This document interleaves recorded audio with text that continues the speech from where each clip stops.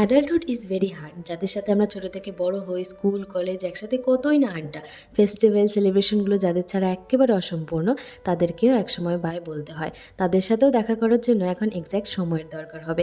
তাদের সাথেও আর চাইলেই সহজে দেখা করা সম্ভব হবে না। হ্যাঁ, এটাই রিয়েলিটি। যখন আমরা খুব মেলামেশা করি, প্যারেন্টসরা বলে, সারাক্ষণ তো তোরা একসাথেই থাকিস, তাও কি তোদের কথা শেষ হয় না?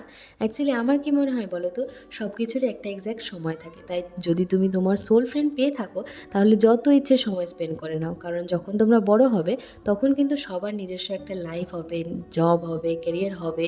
তখন কিন্তু আর এই সময়টা ফিরে পাবে না। এই দেখোই না, আমি আর পূজা প্রায় ক্লাস 9 থেকে একে অপরকে চিনি। আস্তে আস্তে খুব ভালো ফ্রেন্ড হয়ে উঠি।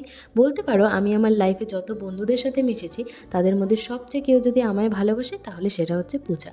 আর আমার বন্ধু খুবই কম। ওই যে আমি কোয়ান্টিটি থেকে কোয়ালিটিতে বিশ্বাস করি। তাই আর কি হাতে গোনা 3-4টে বন্ধুই রয়ে গেছে। সে যাই হোক, আজ আমরা এসেছি পূজাকে সি অফ করতে। ও চলে যাচ্ছে ব্যাঙ্গালোর কাজের সূত্রে। আর এখন তো ওই 6 মাসে 9 মাসে এক আধবার দেখা হবে।